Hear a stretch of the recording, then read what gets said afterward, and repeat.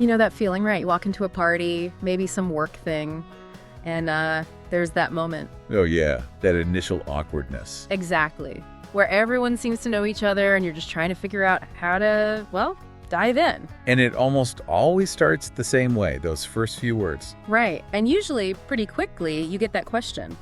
Nice to meet you, what do you do? Such a classic opener, isn't it? So common. But it's more than just asking about a job title, you know? Definitely. It's kind of a social code, almost. Opens up a lot about someone, or at least starts to. And that's really what we want to get into today. We've been looking at some material about everyday English conversations. Yeah, focusing on those common interactions. And we're pulling out the really practical bits to help you handle these moments, feel a bit more comfortable, more confident. So the mission really is to give you a shortcut. Not just to answer what do you do, but to actually use it. Use it to connect, right? To start a real conversation. Exactly. Because it's this social lubricant, this way to start figuring out who the other person is. Okay, so let's break down how it usually goes. Step 1. Right. The absolute basics. It kicks off super simple. Hi, I'm Peter. And then reply. Hi, I'm Anna. Nice to meet you. Standard polite stuff. The foundation, yeah. We're just acknowledging each other. And then, very naturally, it often flows into... So what do you do? Mm-hmm. And like we said, in this context, everyone pretty much understands that means. What's your job? Or, what kind of work are you involved in? Something along those lines. It's the go-to for finding out about someone's professional life, basically. Yeah, it's a quick way to find maybe some common ground. Or just get a basic picture of how they spend their time. Bit of a social shortcut. Let's look at that little example dialogue again, just to see it in action. Okay. Hi, I'm Peter. Hi, I'm Anna. Nice to meet you. Nice to meet you too. So what do you do? I'm currently working in finance. What about you? I'm a graphic designer. I work freelance. See, it flows quite easily. A little glimpse into their work. And it definitely opens the door for more questions, doesn't it? Absolutely. Now, Peter's answer was interesting. I'm currently working in finance. Why do you think people add that word, currently? That's a good point. It sort of suggests, well, this is what I'm doing now, Right. but maybe it's not forever. Or it doesn't define everything about me. It adds a bit of nuance. Exactly. It acknowledges things might change. Work life is fluid for lots of people now. Yeah, it leaves room for the story to evolve. Okay. And then Anna says she's a graphic designer and adds, I work freelance. What does freelance tell us? Ah, right. Freelance, or being a freelancer. It means you're not tied to one company. You find your own projects, your own clients. You're your own boss, essentially. Yeah, like maybe a translator who takes jobs from different agencies. That's a freelance model. So it suggests maybe variety, autonomy in her work. Could be something to ask more about later. Definitely. Okay, so we have freelance and currently, which just means. Right now, at this moment, yeah. Like, I'm currently living in London. Or I'm currently looking for a new job. Gives that present context. Then there's industry. That's a broader term. Like the big picture category, right? I work in the tech industry or the food industry. Not precisely, the general sector. And building on that, we have field, which is more specific. Usually, yeah. More specific area within an industry. Yeah. So maybe you're in the education industry, but your field is early childhood education. Got it. So like zooming in, industry is the wide view, field is closer up. Kinda, yeah. Understanding those helps you get a clearer picture when someone talks about their work. And it helps you talk about your own work more clearly too, I suppose. For sure, it adds depth. But what if you don't have a traditional job right now? That question can feel a bit tricky. Oh, absolutely. What do you do? Can feel awkward if you're, say, between jobs or doing something else. But there are good ways to handle it. Definitely. You don't have to feel put on the spot. No. For instance, if you are looking for work, You could say something simple and direct like, I'm between jobs at the moment. or I'm exploring new opportunities right now. Sounds positive. Yeah, it's honest. Or if you're studying, Just, I'm studying at university. Or, I'm a student.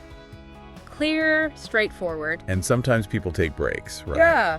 So I'm actually taking a bit of a career break right now. Or I'm focusing on something else at the moment. The key is having a comfortable, honest answer ready. And sometimes simple is best. Oh, totally. Especially if you're still learning English or just prefer being direct. Right. I work in IT, I'm a nurse, I teach. perfectly fine answers. They get the point across, and honestly, like the source material pointed out, just speaking clearly and having a friendly attitude. That goes a long way. More than perfect grammar, often. Absolutely. A smile helps. It really does. Yeah. Okay, so you've done the grading, you've answered or asked the what do you do question. How do you keep it going? Make it a real conversation. Right, because you don't want it to just stop there. This is where showing you're actually interested comes in. Genuine curiosity. Yeah, simple things like, oh, that sounds interesting. Or maybe, really, how did you get into that? Or that must be challenging, rewarding. Something that shows you're listening and reacting. It encourages them to say more, doesn't it? It does. And asking good questions is key too. Not just closed questions. Right. Avoid the ones they can just answer with yes or no. Ask open-ended ones. Like, What do you enjoy most about your job? Or how long have you been doing that? is that what you studied? Questions that invite a story or an opinion. Keeps the ball rolling. But what if? Yeah. What if they say something, their job title or whatever, and you just have no idea what it means? Happens all the time. Niche industries, jargon. So don't just nod and pretend. Please don't. Yeah. It's much better to just ask politely. Like, sorry, I'm not familiar with that term. Could you tell me a bit more? Or even just, oh, I haven't heard of that before. What does that involve? It shows you're actually listening and want to understand. That's a good thing. Absolutely. It's totally okay to ask for clarification. Now let's maybe look at another quick example, see how these pieces fit. Good idea. Here's that other scenario. Okay. Hi, I'm Caroline. Hi, Caroline. I'm Omar. Nice to meet you. Nice to meet you too. So, what do you do? I work in logistics. I manage transport for a retail company. Oh, that sounds like a big job. Do you enjoy it? Yes, it's busy, but I like the challenge. Okay, short and sweet. Why does that work? Well, first, the introductions are clear, polite, standard stuff. Right, then the question. And Omar gives a good answer. Not just logistics, but adds context. Manage transport for a retail company? Gives you a better idea. Yeah, makes it less abstract. And Caroline's follow-up is good too. It is. Oh, that sounds like a big job. Do you enjoy it?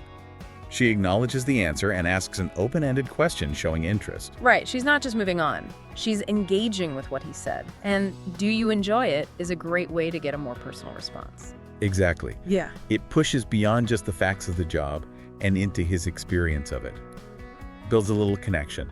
So wrapping this up, thinking about this whole what do you do situation. Yeah, the main takeaways? It really starts with those simple greetings, understanding what the question means, and maybe having a few ways to answer depending on your situation. And knowing some of that key vocabulary currently, freelance, industry, field, that helps you understand and explain things better. Definitely. And then crucially, showing interest.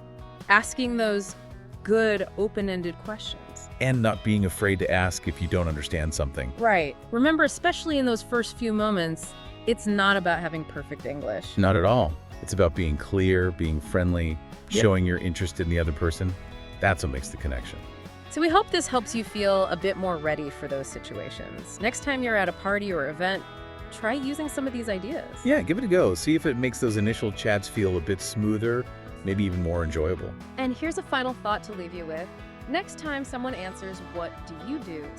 Listen beyond the job title itself.